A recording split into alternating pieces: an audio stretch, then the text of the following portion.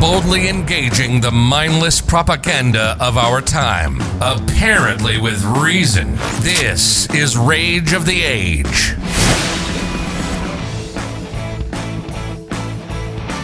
This is Rage of the Age, and we have with us today the founder of Global Meaning Institute. He has a PhD in political science from Northern Illinois. He also has a background in philosophy and psychology and has many years of practical application from the mental health services. He has been the advisor to 3 U.S. presidents and to the commissioner of the U.S. Food and Drug Administration, and he is also an Army Vietnam veteran. I want to introduce you to this show, Alex Pattakos. Alex, welcome to the show. It's great to be with you, Philip. Thank you for inviting me. I invited you to speak with us today, mainly from an article that you wrote about the obsession of the left not working for Psychology Today. And you was talking about it in the article where you said, since the 2016 election, there's been this obsession with, and you put it in quotes, the Donald, right? But you don't just talk about the political side. You're looking at a psychological perspective, and you use Victor Frankl to shed light on the situation. What made you go that route in looking at that political situation? Well, from my perspective, and probably like you, I expected by the time we reached the year 2000, we'd all be living in peace around the world, and we would kind of living like the Jetsons cartoon characters. Yes. And unfortunately, in many respects, we've regressed. We've become more polarized.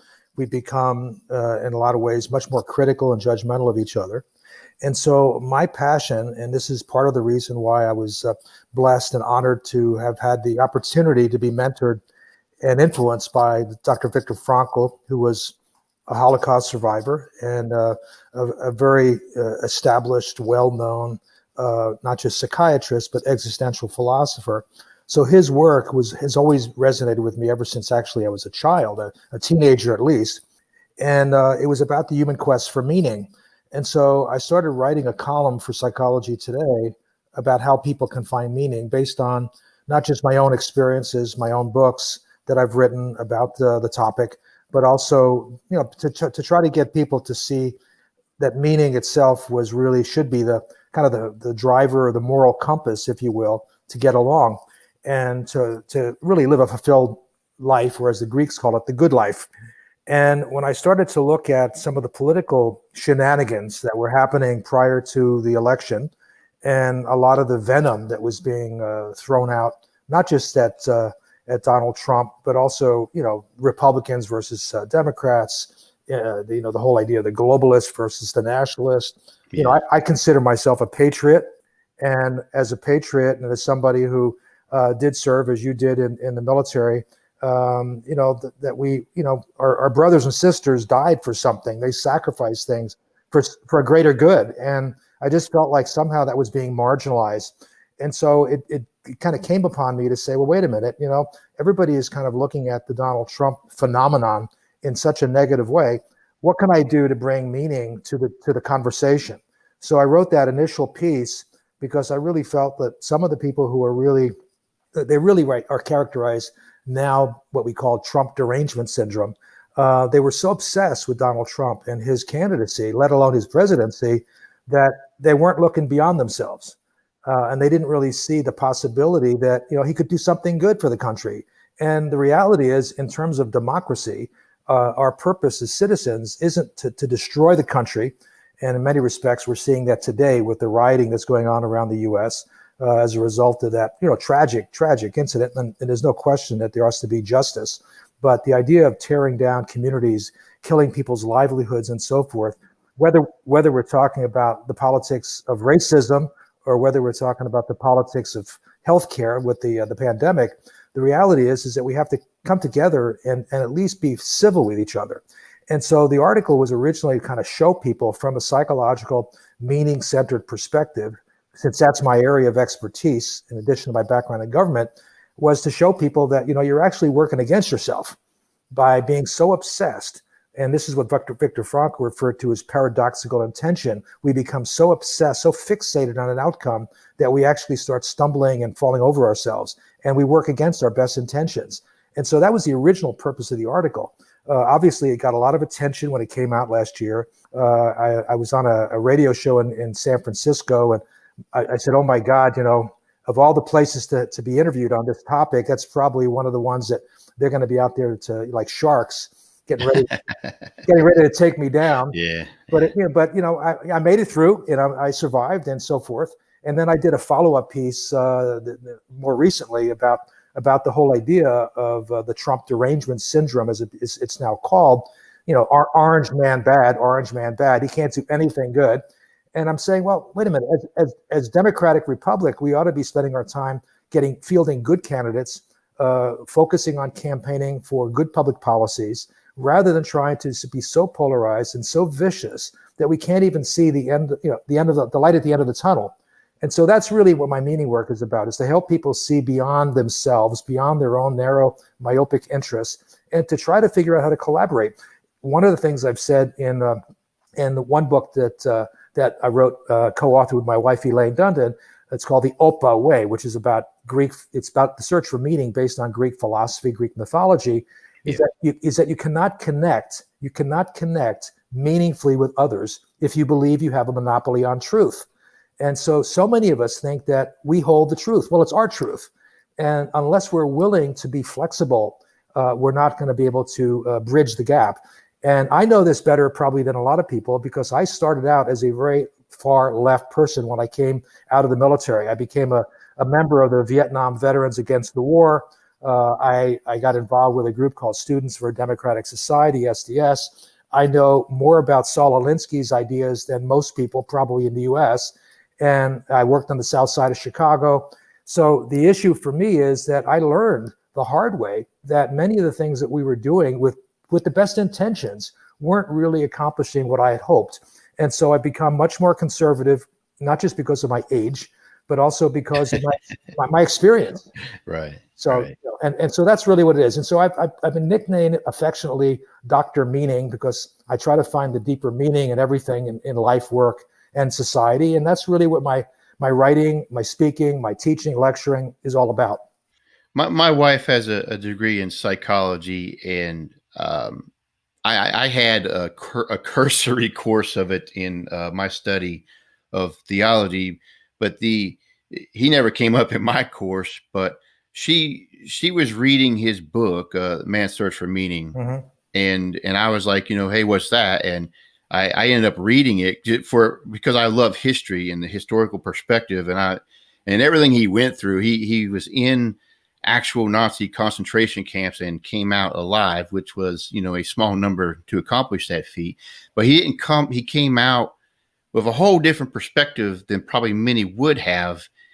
While he was there, he was looking for meaning in a place that was designed to rob you of all dignity and meaning. Absolutely. Which was very interesting to me. And from a spiritual perspective, even a theological perspective, psychologically, his book was it's small, but very intriguing. I really enjoyed reading it. And for those of you listening, I recommend you read that book, Man's Search for Meaning. And you were talking about paradoxical intentions. Yeah. Explain that more and how that applies to what you were discussing in the article, the left's obsession with Trump, but that it will backfire. Yeah. Well, I just give you an example. In that, and I would like to say something more about Victor Frankl's wisdom as well. Yeah. But the idea here is that, let's just say we're so obsessed with, for example, the impeachment process that went on for so long, with the Russian collusion issue. All of these things we've been so focused on, at least the Democrats have been so focused on, and they're trying to pay attention on that the reality is that many of them spent less time on really trying to come up with a coherent program of public policies, programs, et cetera, that the Democratic Party, for example, in this case, since they're the ones who are primarily have TDS, Trump derangement syndrome, that instead of spending time doing that, they're going to get caught up. Even to this day, they have no idea. In reality, we have no idea who the Democratic candidate's going to be. Mm. All right. Let's face it. If they would have spent the time working on getting their act together earlier, they could have done things that would have been much more beneficial to the party today. Instead, it's a Saul Alinsky, let's attack and divide. And Right. so in many respects, we don't know. We have no idea if Joe Biden is going to be the final candidate. Is somebody else going to get dropped in? Somebody get dropped in to take him? Is he going to end up being declared incompetent? I mean, we have no idea. But the issue is a lot of time has been wasted. And this happened even in the 2016 election, because when you think about it, there was so much media, mainstream media. I hate to call them mainstream because I don't consider them mainstream. Right. But the mainstream media was so focused on Hillary's victory that many people probably didn't even vote. And so in a lot of ways, they're working against themselves rather than really focusing on, well, wait a minute, this is a 50-50 thing. But they just assumed that Orange Man would never get elected. Yeah. And that whole issue ended up backfiring. That's an example of paradoxical intention. They were so fixated on the anointed one being Hillary Clinton that they didn't really do justice to the campaign that could have won, could have led to victory for them. But instead, they ended up focusing on Donald Trump. And they've been doing that for the last 3.5 years. And so in a lot of respects, that's another manifestation of paradoxical intention. I would definitely say that there are times, to be fair, that on the conservative side, they have also that infection of paradoxical intentions, because usually this is one of my complaints of the conservatives is we're quick to complain and point out how something's wrong, but we never mobilize to go after something to make it happen. We just say, well, you're dumb, or that's not going to work, or that's been proven wrong. Well, that's great, but we offer nothing in place of it. And the constant just attack it, but we have no movement going forward. So in a way, it's like on that end, is it like that on the conservative side as well, that we don't accomplish our intentions by the same thing? Oh, absolutely. Yeah. I mean, I grew up with a very strong Republican Party family, and I actually, as I was growing up, fought against that because my father he was very, very strong political views, and he and I did battle because I was much more wanting to kind of be this socialist freedom, kind of person, and so we had battles. But as I look at the Republican Party today, and the Republican Party today is not the Reagan Party, all right, and in many respects, the Republican Party today has more bark than bite. Right. In other words, they talk a lot. That whoever we have in Congress right now, and I'm a big advocate for term limits, but I just really feel that the Republicans that have challenged, what's going to happen with not just the whole notion of Biden and Clinton and Obama and so forth, but we've gone 3.5 years and we've seen very little movement. Right. That's really showing that they're following through with the things that they've supposedly proposed to do, let alone threatened. And so the Republican Party has some real issues. I mean, they don't defend a lot of the people that are really strong, but there's such a wide variety. I mean, they're not one block by any means. And I think that's a big issue for the Republicans as well. And that's one of the reasons why Trump won, because he was connecting. And I know you've had your one of your previous guests, Victor Davis Hanson, kind of hit on this as well. But the idea is that the Republican Party has a lot of people in it who are really not Republicans in the way that Donald Trump would hope that they would be, and so that support structure, that infrastructure, has not been there to carry forth a real assault on what's been happening. Because you and I know something about your views. We know that there's been when Obama said he was going to transform America, we're seeing before our eyes this transformation. And not all transformations, not all innovations are good ones, not positive, they're not meaningful. And many of the things that we're seeing are in many respects destructive. It's kind of the unraveling of American Judeo-Christian values and the whole notion of what made this country great. And so when people make fun of this, I mean, the reality is, no, this is real. Right. This is not a movie. This is happening in front of our eyes, and we're seeing that on so many different fronts. And I do say, people like to say that Trump has been one of the people who's kind of polarized America. No, this has been going on for a long time, and it was accelerated during 8 years under President Obama. I mean, we have racial issues that are much more heightened now. We have gender issues that are much more heightened now. We have the 99% versus 1% now. We have so many different issues that have come to the surface and are on steroids in terms of polarizing the country. And I think somebody's got to bring that together. And right now, I mean, Trump is kind of like, he's the outsider. Right. You also mentioned self-detachment in your article. How is that principle useful? And it seems to me that many are reluctant to use this particular application. So you want to talk more about that one? Well, one of the things, again, now Victor Frankl's written over 32 books. The one book that I wrote called Prisoners of Our Thoughts, which is a very appropriate title, is now in a third edition, revised and expanded. I co-authored with my wife, Elaine. Mm-hmm. It's in over 20 languages. And it's based on the wisdom of Victor Frankl's, his thoughts, his philosophy. And the self-detachment notion is unique for human beings because we're not talking about detaching yourself just from something else outside of yourself. It's not like detaching yourself from your job or, your relationships. It's about detaching yourself from yourself. It's the ability to look at yourself from a distance and in some respects, poke fun at yourself and so forth. And so one of the things that's been happening to show that today is that during the coronavirus pandemic, you're seeing a lot on the internet, a lot of humor about something that's a very serious issue. People are making fun of how they live their life now based on the fact, say, that they're in social isolation, they're in quarantine, whatever. So, I get people, all the time across my feeds that say things like, oh, I'm getting dressed up tomorrow. Tomorrow's garbage day. I get to dress up to take out the garbage.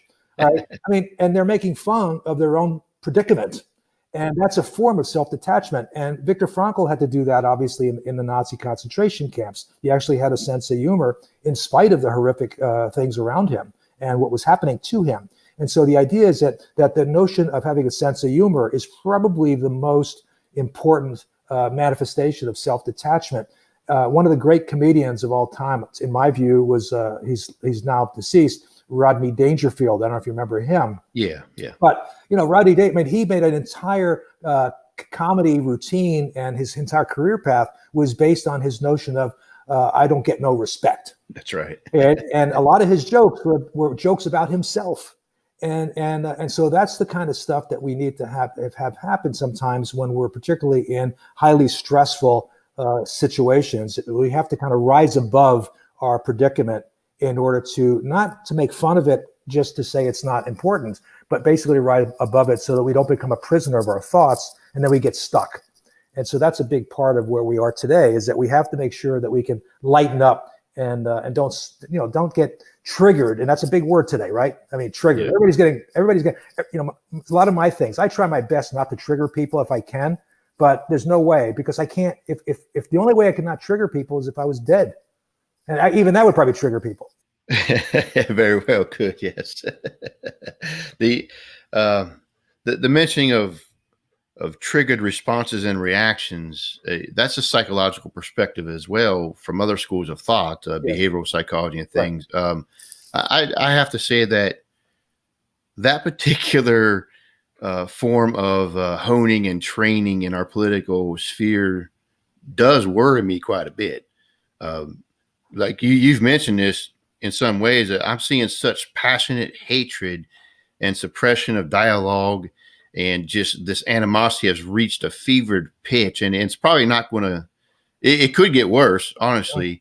And I see there's things being purposely manipulated by those seeking political power, that they use that one catchphrase, they use that one picture, or they use the one thing that's meant to, trigger, to initiate the trained response. And the next thing you know, you have a group of people who have been trained to now respond in this angry fashion. And there's no more dialogue as far as the Republic's concerned. So is self-detachment, are you saying that's like maybe, I don't know, a cure for that, if we can learn to just step out of such a thing? Yeah. Well, I think self-detachment is certainly one of them. I mean, in our book, Prisoners of Our Thoughts, which again is based on Victor Frankl's system of psychotherapy and meaning analysis, he called it existential analysis. There are a number of different core principles that we can apply here. Obviously, self-detachment helps us with ourselves in terms of our own stress level. But in order to get along with others, we have to be able to go to a higher ground, because that's the only way we're going to reach common ground. And so the issue here is, to what extent are we willing to look at and really extend beyond ourselves? This is where the spirituality comes in, because spirituality is really has no boundaries. Okay, and so when you think about it, if we can self-transcend, we're touching into our human spirit, our soul. And this is really where Victor Frankl's system is so powerful, because even though he was a psychiatrist, he was originally a neurologist and then trained as a psychiatrist, he really wanted to use his system to not just humanize psychotherapy, but he wanted to spiritualize it, because he believed firmly in the defiance and the power of the human spirit. And so this is where we have to start to get to. And this is where, unfortunately, the secular progressives, so-called progressives, I don't consider them all progressives, but that's another loose term, use of the word. But right. The idea is that the notion of not believing in something greater than yourself, whether you want to call it God, whether it's whatever faith base. If you have no faith, if everything is just here and now, and that you basically are nihilistic in your thinking, it's more likely that a lot of these problems are going to get exacerbated. But those people who end up seeing things beyond themselves, and they see a higher purpose, they see a connection to something that's greater than themselves. They connect to people because they see the need to serve others, to serve a higher purpose, to serve God, to serve whatever that self-transcendent manifestation turns out to be. They're more likely to touch others in a way that's more civil. And I think that's one of the dangers of the communist socialist thought. That's one of the dangers of some of the things that are happening right now when we try to marginalize religion. When we say that, well, religious institutions are not an essential service, that's a value judgment. And that's a value that runs counter to many of the things that made our country, the U.S., Western society, what it is. And so, that's the thing that I'm really concerned about is getting rid of so many of the traditions, so much of the customs that made not just America what America is, Canada what Canada is, Western European nations, is the fact that we don't believe in something other than the power of now. And I think that's a danger. I hope you're enjoying today's episode. If you really like Rage of the Age, we will encourage you to leave a review on the platform that you're listening to, but especially if you would like a copy of my book, Not in the Wind, Earthquake, or Fire, which is a first-hand account of my second deployment to Iraq, and it's filled with many spiritual insights. I'm going to give away 10 copies for free, and every week I will give out a copy for someone who leaves a review of this podcast. You can do that by going to Twitter, write your review, and then hashtag it Rage of the Age Now. Or you can go to Facebook, find our page, Rage of the Age, click the reviews, recommend us, and then write in your review. I hope next week to give away a copy of Not in the Wind, Earthquake, or Fire to someone who leaves a review. You're listening to Rage of the Age. Rage of the Age. Politics, religion, economics, and history with a conservative bend. I believe you're right there, that the power of now, because everything rides on what they get now. Exactly. And I think that fuels the intensity and the animosity, because in their mind, if I don't get it now, I'll never have it. Yep. And that's, so it's like they turn it up full notch to grab everything by any means necessary, which, as you said, erodes American thought and Judeo-Christian thought, the basic foundations of the nation, which I believe in their mind, they could care less if they destroy it. They believe they can just build a better version, regardless of the destruction they leave in their wake. I want to quote something from the article and talk a little bit more with you about that. You wrote, "Many on the left have good intentions of creating a world that works for all," and that's their goal. "But a fixation on bringing about change at any cost shutting down debate and diversity of thought, holding others prisoners of their thoughts, being angry, advocating acts of violence, and even believing that Trump could not possibly do one thing good for America or for the world will backfire. That's was in your article there. You even had an article recently called "Prescription for Drug Derangement Syndrome," removed from Psychology Today by the editors of that site. And when I that plus things like fact checking, targeting conservative articles and videos, specifically YouTube and Facebook censoring posts and videos, and other things that are being escalated in recent years by the left in doing this. Do you really believe this is all going to backfire on them, or is this a part of their strategy to seize power? Well, it's going to backfire potentially in different ways. Okay, so one way, of course, is that many of the people, and to kind of go back to your earlier comment, part of this inflaming of people's wanting things now is also driven by this notion of an entitlement society. All right. We're entitled for stuff. We don't necessarily have to work for it. We're entitled for everything. And that is driven. I mean, you can see this today with the looting that's happening across the U.S. cities as a result of this horrific event. And it's not just about racism anymore. It's about, I want stuff and I want it now and I'm going to go get it and it's mine. And if I destroy and it's our neighborhood, so what? Who cares? The issue is that many of the stuff, particularly on the left, when they talk about this notion of a socialist, communist related alternative to where we are today, or where we've come from as we rewrite history, because that's another problem I have, is so many people try to rewrite history. Yeah, absolutely. But the idea is that they hope that that's going to create a better, more entitlement society, right? And the issue is that in many respects we're actors in the movie The Hunger Games. Yeah. And so there are going to always be some people in the castle who are going to live better than everybody else. Right. And so it doesn't really matter. And again, Victor Davis Hanson touched on this as well. You know, some of these people, for example, the journalists, politicians, celebrities, they're not going to give up what they have. But maybe they are on this incredible guilt trip, and they got to figure, well, I'm gonna give you my alternative personality. I'm going to say I'm really for all these poor people, and I want to give you universal basic income, and I want you to get free tuition, and I want you to get free healthcare, I want you to get free this and that. The idea is that again flames the discontent of the masses who are going to want and eventually come up with their own revolution. You know, whether you call it the American Revolution 2.0 or the French Revolution, whatever. And the issue is we don't know what the outcome of that could be.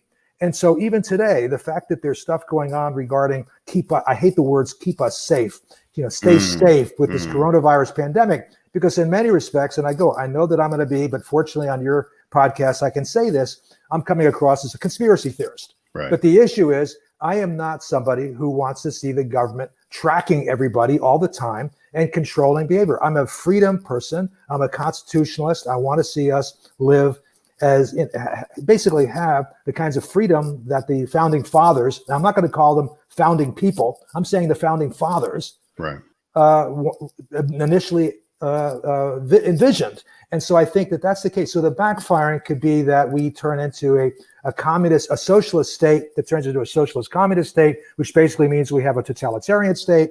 You know what I mean? Because you can have totalitarianism on the far left as much as you can on the far right. Right. And many people, you know, because we've dumbed down so many people in America. I mean, look at our TV shows, look at our movies, look at the media. I mean, I hated the fact when originally when Trump was back in January, 2017, and you know his spokesperson, you remember this, talked about, and the media attacked her for referring to alternative facts. Right. Well, I hate to say this, folks. There are alternative facts. Yes. All right, because people selectively perceive what they want to see. And news journalists, whether they're opinion people or whether they think they're just an anchor person or a journalist writing an article, they selectively can look at the same event that somebody else could, and they can come up with different facts describing the situation, the event. And so there are alternative facts. I mean, it's based on values. I've been saying this for a long time. It's based on what your agenda is, what your preferences are. and so forth. And I think the fact that people think that there's only one set of facts, it's like there's only one science that's determining how to respond to the pandemic. That is BS. Right. All right. Because that's the reason why the World Health Organization, why Dr. Fauci, why everybody else, they're shifting gears all the time, because there is no one set. There's no one scientific prescription that 100% will deal with the entire situation. So in the meantime, we have all these alternative things that sound like conspiracy theories. When all of a sudden you start to censor free speech, you start to use the social media to edit people and do fact check. Well, if we have fact check, we should also have alternative fact check as well. Yeah, all right. And so these are the issues that we're facing. So we don't know what the outcome could be. It could be that we come up with the very type of society that we don't want to have, that we don't have freedom, that we don't have entitlements. I mean, in Hunger Games, you're entitled to be poor. Yeah, absolutely. You know what I mean? And that may be what they get out of all this. Well, I believe so. I believe that will be the result if it continues on that route. As you were going on, it was popped in my head. I believe it was John Mill who said something to the extent of many men want license, or they want, when they say they want freedom, what they mean is license, not necessarily freedom. They want a license to do whatever despicable things they want to do and call it freedom. In if I'm not mistaken, in Victor Frankl's work, he was very keen on the idea of tying freedom with responsibility. Absolutely. And that wasn't a separate thing. Do you want to cover a little more of that? Yeah. Well, in many respects, this goes back to the ancient Greeks. Again, I'm of Greek heritage, so I'm proud of the Greek philosophy and so forth, and the culture. But the idea that Victor Frankl was very, very clear about, he espoused the idea that you really can have true freedom without responsibility. I mean, we are responsible for taking care of our nation, our families, our communities, our neighborhoods. And if we don't do that, if we're basically allowed to do whatever the hell we want, then there's no structure, there's no order. Things become chaotic. I mean, we look at the lack of responsibility now when you look at the looting that's happening today in the U.S. And so the idea is that Frankl was really concerned about that when he visited the United States. And so he proposed, and actually it's kind of interesting you bring this up because I just had a conversation this morning with a sculptor who is actually the sculptor behind what Victor Frankl's dream of creating a statue of responsibility on the west coast of the United States to be a bookend monument to the Statue of Liberty. And this way here you'd have both. Well, the sculptor happens to be a friend of mine. We were just communicating with each other today because we're kind of moving forward with that. That project is moving forward to create this the Statue of Responsibility on the West Coast. It'll be a monument. It'll have you can actually go to Statue of Responsibility, I think .com or .org. I'm not sure what the website is now offhand, but you can Google it and find it. And so the idea is that to Frankl, and this is really important, we have to be responsible for ourselves, but we also have to be responsible for the greater good. And we have to balance that. It can't just be one or the other. Mm-hmm. Absolutely. Well, you mentioned Trump derangement syndrome. What is that exactly? Yeah, well, Trump derangement syndrome was actually something that was the coinage came from the late Charles Krauthammer, who was a journalist and somebody who I respected, even though he was on to a lot of people, he was, obviously Fox News tainted, that kind of thing. But the idea is that TDS, Trump derangement syndrome, can be kind of collapsed or defined very simply as orange man bad. Everything he does is bad. There's nothing he can possibly do. You can't see the possibility that he's helping the economy. I mean, the Democrats have been wanting for a long time. Remember when Bill Maher came out looking for recession? Let's get the economy to fall apart, because that was President Trump's strong suit. Right. Was his economic prosperity that he was bringing to the country, and of course they want to make sure that doesn't happen. So part of this whole issue with the pandemic, if you're a conspiracy theorist, is that that's one of the reasons for it. Part of the reason for wanting to have mail-in ballots. And by the way, mail-in ballots are not absentee ballots. I don't understand why in the heck the media can't make that distinction. That's right. When you have an absentee ballot, you're a registered voter. You contact your Secretary of State's office, whatever in your state, and then you request saying, look, I'm not going to be there. I want to get a ballot, and they have it sent to you. Mail-in ballots and there's been many cases, and you've seen this. It's on YouTube. You can find videos of certain Democratic members of Congress who are basically years ago in the early 2000s really upset about the fact that mail-in ballots do incite fraud and all kinds of bad things. Well, I mean, this is a very different scenario. You just send California, millions of ballots, and they just start distributing them. That's not the same thing as a absentee ballot process. So the issue here is that we need to have some semblance of order. I don't understand for the life of me why we have to have a picture ID to get a driver's license, but we don't have a picture ID to vote. I don't understand that. I mean, and I says, I'm a pretty wise person. I've been through a lot of different changes in my life. Why can't the Democratic Party and why can't the United States government spend time helping people get a valid picture ID? And so it's in order to vote. I mean, there's no other country I know of that you can go and vote. I mean, I know from the experience I've had living in the state of New Mexico when I was there, I moved there a few years ago from there, that, we were able to vote without showing any ID. I mean, give me a break. Where'd that come from? Yeah. Well, I remember being in Iraq during their elections, and they would check ID, and they would even take an extra step to dye your finger purple. Yeah. So like as an extra precaution they had to prevent multiple voting. And over there, those people were actually driving down the roads full of IEDs and possible assassinations. And they were turning out in droves to vote.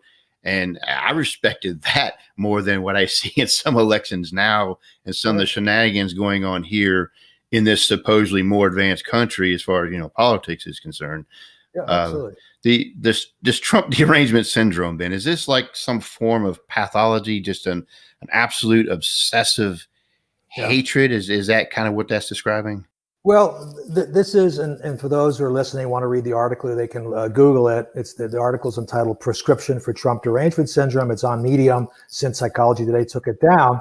One of the reasons the editor said they took it down is that there's no official diagnostic category called Trump derangement syndrome. Yeah. Now, and they didn't want to get involved in the politics. On the other hand, there are many, many articles that have to do with Trump. There are many, many articles that have to do with politics that are on Psychology Today. So I don't really get that. But anyway, so I ended up posting it on Medium. But the idea here is that, it is a pathology, even if it's not part of the diagnostic statistical manual that's official. Right. But the idea is it's an obsession. It's a fixation that you cannot see. You cannot see, it's, as I think I wrote in the article here, one of our Greek quotes is that, anger takes out your eyes. Right. Well, the idea here is that people are so angry. They're so obsessed. They're so furious that Trump is even there. And it's like they should see this as a gift, because in many respects, he is so outside the realm of the normal partisan political process that he's at least trying to enable some changes that are really necessary in the country's political system. And then wait to focus on the next election. If he gets voted in. But right now, this whole notion of the mail-in ballots, the whole notion of taking down the economy, the whole notion of racism now with this case in Minneapolis is really geared, in my view, again, as sounding very much like a conspiracy theorist. It's a way to take down and ensure that the election goes the way they want it to go in November.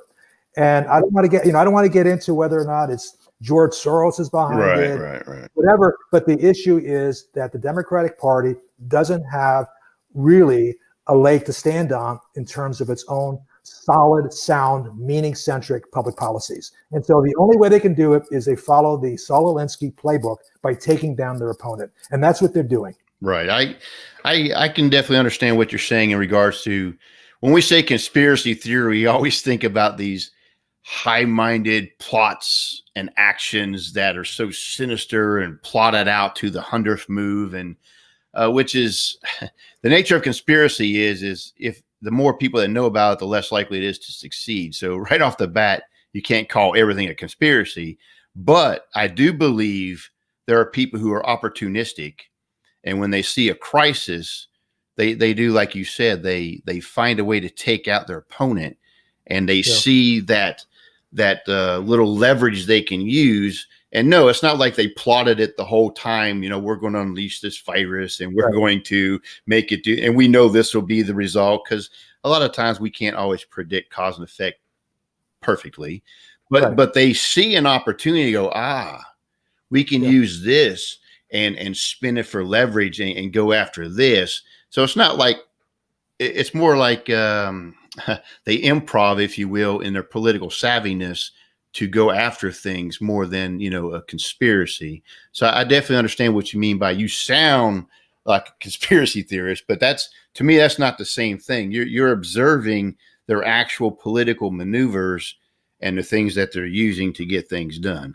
So I mean, when you hear the phrase "never let a crisis go to waste," so many times in this particularly last year, but over the last several years, as you said, you take each crisis and then you end up leveraging it in a way that fits an agenda.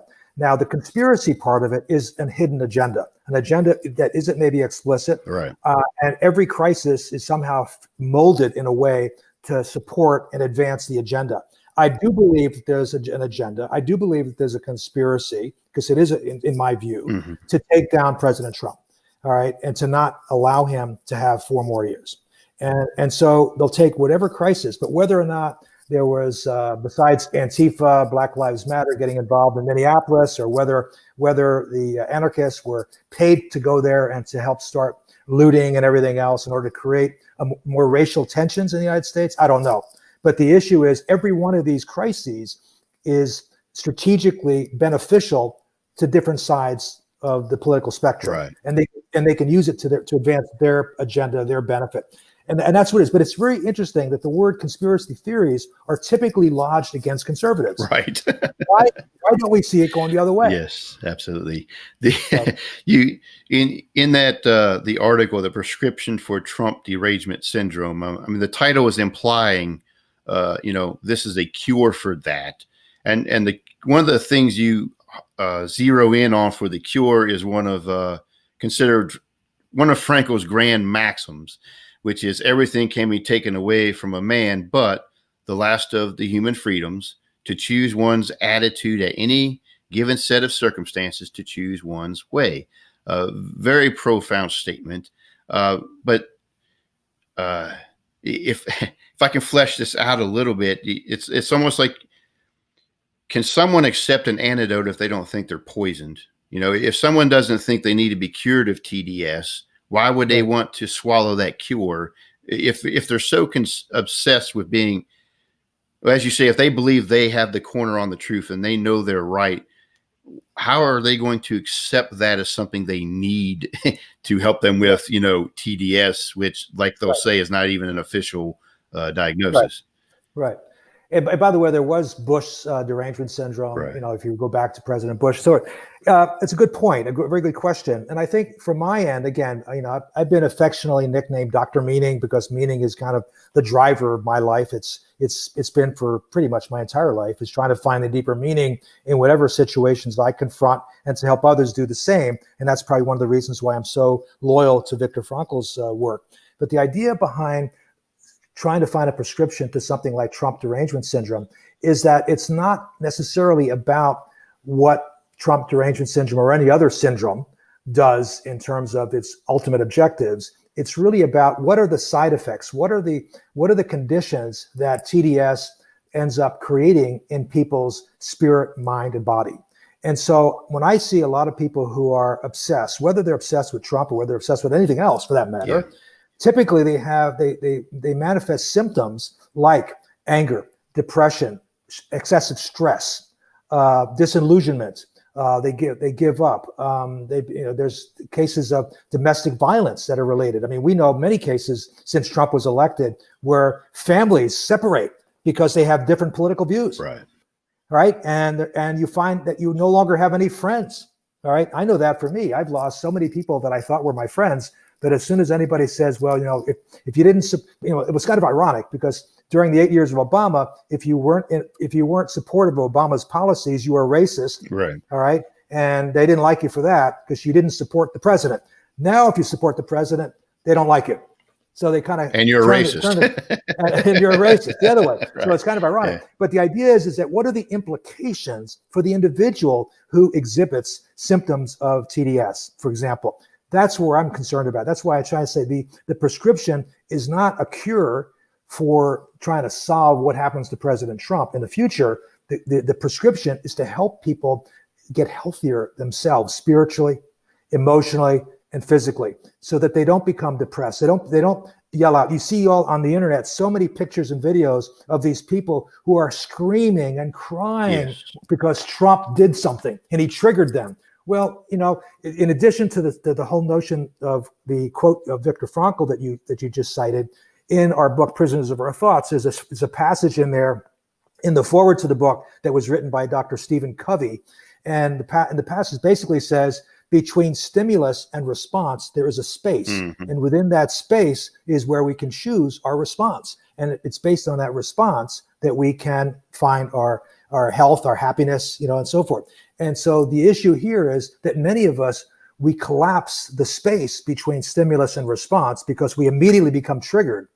And what we need to do is learn how to take that space and use it effectively for our own physical, mental, spiritual health before we act. And I think that's a big piece of what the search for meaning is all about. All right. If you have a few more minutes, I would like to close out by talking about Victor Frankl a little bit more with this question. You've actually met the man, which to me is like really cool. I mean, if you've read what he's been through and just how he got through it and the insights and observations he made in that dramatic experience, and it speaks to me because like with veterans with PTSD and others who have been through traumatic events, it's almost as if that person's written off as damaged goods. There's no you're a ticking time bomb. You're going to have a meltdown. There's no hope for you type of thing. It's kind of, that's kind of the view right now on the broad spectrum. But this is a guy who's been through the horrors of the Nazi concentration camps. And he comes out with this entire psychological philosophy of giving meaning to people when many of them may feel like meaning is removed, especially because of a traumatic event. You met this man. So to me, that's like, wow. Can you close out by just talking about what you know of him and what he was like? Yeah. Well, I mean, the key for me, and again, I do hope whoever's listening to this podcast reads not only Man's Search for Meaning, but gets a chance to read Prisoners of Our Thoughts, because a lot of the story and my connection is a photo of the two, Dr. Frankl and myself, together in his study at his home in Vienna, Austria. But the idea here is that he lived his life with meaning. And let me make it perfectly clear as well. His philosophy was something that he had developed earlier before he was incarcerated in the Nazi death camps. So he already had a sense of what the search for meaning meant to him and what his philosophy as a psychiatrist, how he could use it.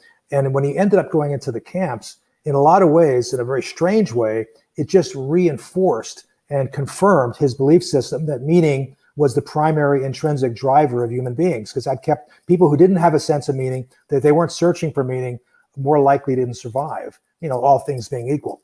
And so the key is that he lived this, and his commitment to not only his own search for meaning, but his commitment to helping others find meaning is what has really impacted me in the greatest, most profound way. And so that's really what I've dedicated mine. He basically used his work in many ways the same way that I've been doing. I've been doing it. I actually call my meaning work a ministry of meaning, because the idea is that we can all find meaning, and it is something that is innate to us as human beings. And so this is where Victor Frankl, I think, has the most profound effect. And he's obviously going to become much more popular in the years to come, because not only of the pandemic and all the existential issues that people are going to be facing in the near term, but also there's actually a Hollywood movie that's in production. Oh, wow. And when that comes out of his life, based on Man's Search for Meaning, that'll certainly alert people to his significance and his contribution to humanity. But to Viktor Frankl, the idea is that meaning was that, or the human quest for meaning was that primary driver. And that primary driver of meaning, which our work and our writing and our lectures confirm, really helps people stay and build their resilience, build their sense of engagement to themselves, their life, to their work, their families, and so forth. It helps them in terms of health and well-being, and it helps them be higher performers and even innovate and be creative. And so the idea behind his work is much more profound than even reading Man's Search for Meaning, because in the bigger picture, all of us can have that, and we can find meaning. And you mentioned veterans. I mean, from in the Vietnam era, nobody, when we came back and got discharged, nobody said thank you for your service. I mean, I remember being told, get rid of my uniforms, make sure my hair grows back, wear a hat until that happens. Don't tell anybody you were in the service, because we were all baby killers. And so the issue here is that we have to look at, and we didn't even have PTSD then. I mean, it was basically man up. Right. I mean, there was, Right.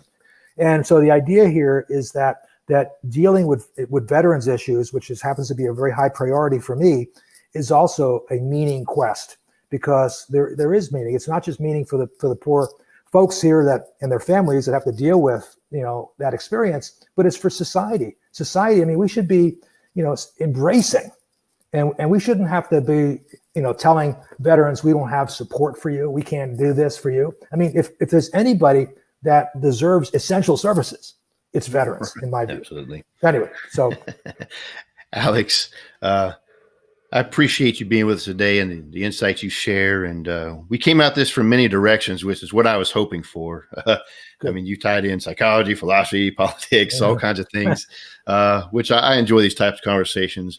I really appreciate having you with us today. Well, thank you so much. And I do hope that it has some impact, some influence on whoever listens to the podcast, so that they can realize that their lives too can be the good life, particularly if it's focused on bringing meaning to themselves and to others. It's time for the question of the week. Last week, the question of the week was, which political party do you believe can best defend the United States? And that question actually stimulated quite a bit of response from a good number of people. This is by far the question that had the most traction when it was put out there. There's quite a bit of responses, but they all came down into primarily two categories of responses. One was totally not in line with the question. Therefore, I'm not assigning it a third category. It has no coherence to the point of the question. It was kind of a red herring. Of all the answers that I got, and thank you for the numerous responses, there was basically two answers. One was none or neither, meaning neither party you believed was able to properly defend this country, or the answer was the Republicans or the conservatives. Those were the primary two answers to the question of the week. What I found curious, though, was that in those responses, not one person said the Democratic Party was able to properly defend us. Nobody gave that answer, but I just found that very curious. But thank you for that response to that question. That is something I think we should consider. The defense of this nation is important, and who can be defended is definitely an important consideration. The question of the week for this week is, which political party do you believe will achieve their political goals? That question will be posted on our Facebook page, Rage of the Age, and it will also be posted on Twitter with the handle Rage of the Age Now. When you find that question, respond on it, and some of those responses will be brought up in next week's question of the week. You're listening to Rage of the Age. Rage of the Age. Politics, religion, economics, and history with a conservative bend. Speaking with Pattakos today was very interesting. And some of the things that we are talking about is what drives people in their motivation. What makes them tick? How do they reason? That you can get to the point where you can get so enraged that you are actually going to accomplish the opposite of what you're trying to achieve. This is very intriguing on so many levels, but has reminded me of the basic principles of rhetoric as the ancient Greeks taught it. And I want to go back to this for a moment because I believe it kind of ties into some of the things we talked about today. And I want to highlight the importance of understanding how we can get so divided in understanding one another. And it all comes down to the points of where you start at and how you're listening to someone else. So to kind of put this all together for you, there are three main elements of rhetoric as it was taught, and actually was taught throughout most of the ages. It's only recently, especially in the United States, where the idea of teaching rhetoric has kind of fallen out of decline. Hopefully something we could remedy in the near future. But you have three basic elements, if you will, that composes what rhetoric is, as far as how you try to persuade the person that you are speaking with. And the art of rhetoric was meant as the goal to persuade somebody, which is interesting in itself because now it's not really the goal to persuade somebody. It's just to mobilize enough people who are animated by what you said to your side and just get what you want. Whereas in the idea of the rhetoric of the ancients, that when you spoke to people, you were trying to actually persuade them to your line of reasoning. So these three basic elements are ethos, logos, and pathos. Ethos I'm going to cover really quickly, and then I'm going to quickly set it to the side. Ethos, in essence, is the character of the person who is speaking. Sometimes you can add to that, of course, not just the character, but the credentials of the person who is speaking can sometimes be a consideration for a person's ethos. For example, if I'm a medical doctor and I'm speaking about something, especially that I have a specialty in the medical field, then I instantly have an element of ethos. I have that training. I have that experience. Therefore, if I speak in that realm, I have a certain clout to my credentialing and experience that I can add to what I am saying. So that is one of those things I would appeal to in order to persuade you to my line of reasoning. But the way the ancients viewed this was not just your credentialing or your pedigrees or even the experiences that you had.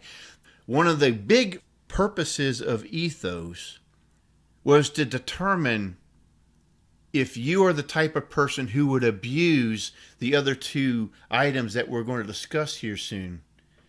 If you're that type of person who would use any types of means of persuasion deceitfully just to win the argument and get what you want, or are you the type of person who is known to speak truthfully, that you have integrity?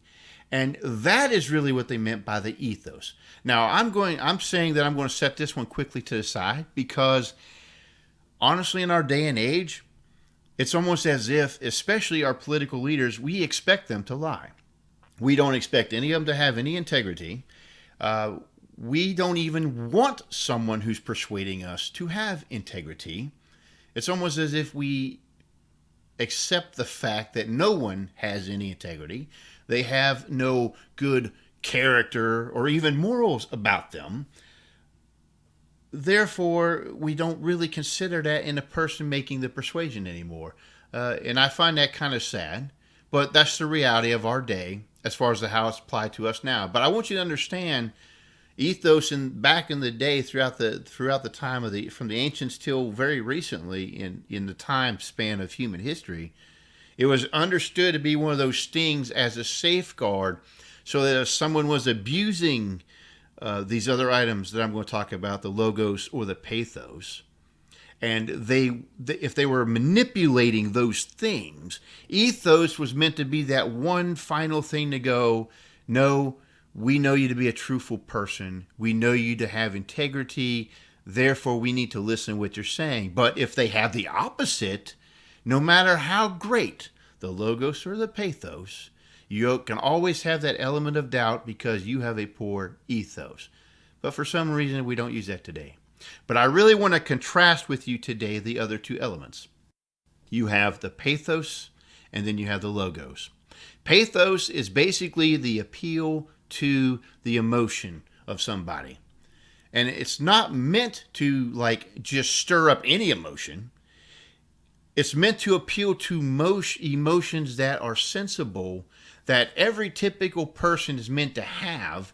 And thus, when you appeal to them, you make that connection with who you're trying to persuade. And then when they hear your argument, then you can draw them into your line of reasoning. Now, of course, this pathos can be abused. You can appeal to the most base of intentions, fears and animosities and anxieties of the people you're trying to persuade, and there can still be no justice to what you're doing. Nonetheless, you can animate them purely by emotion and persuade them to your side. And of course, that's an abuse of pathos. Now, this is applied both to bolster your line of reasoning, and it's also used in order to downplay the reasoning of the person you're arguing with. And you apply to emotion to persuade that your idea is not as great as you think it is. Mine is more sound, therefore my reasoning should prevail. That's the basic approach of the use of the pathos. The final one is the third component is the logos, and this is mainly the use of facts. It is the use of things that are accepted to be true, and you use very strict logic in aligning these things to demonstrate, first, for your perspective, that what you're saying is inherently true, or that it can be proven true, and you can demonstrate by using what is known as true, your position, and at the same time, you can use the same approach for the person that you are reasoning with to demonstrate that the things you are advocating lack a basis in fact, cannot be demonstrated as true, and in fact, if you apply different testing mechanisms to what you're saying, it's doomed to failure. Therefore, you should listen to my reasoning.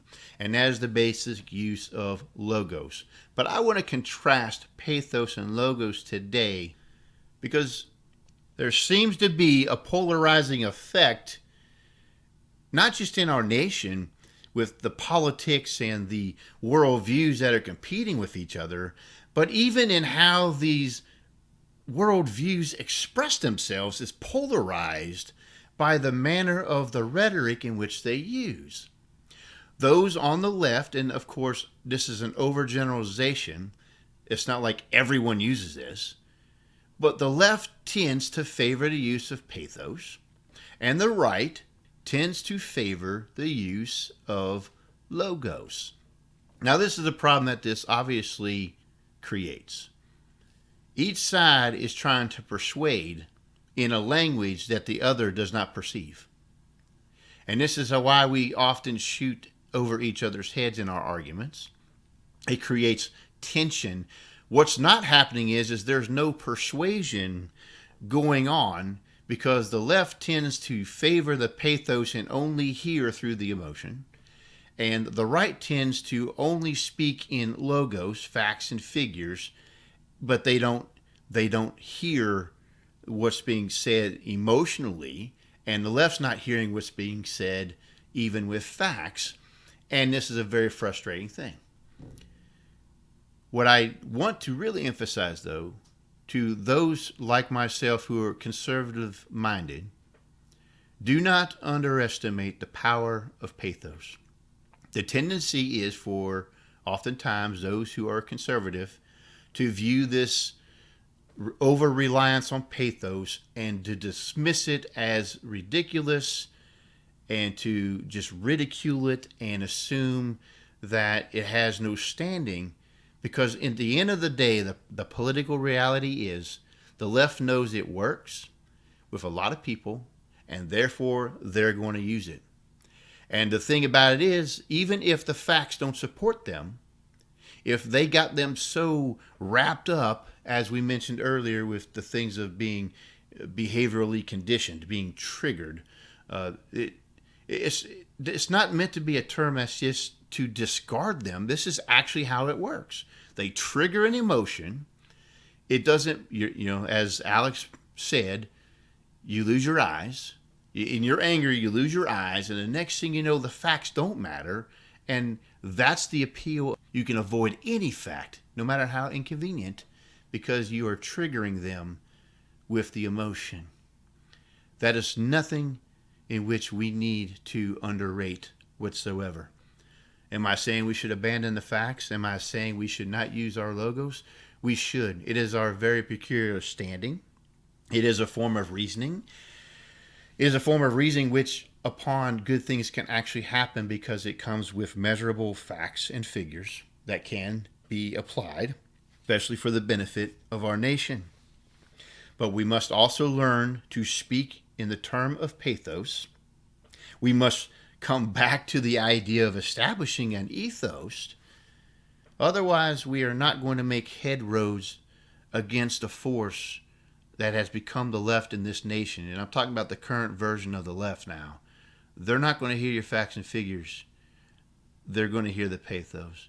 I'm suggesting that we reinvent the way we try to reason, that our goal should actually be to reason, to persuade, not just to win the argument, but to actually persuade.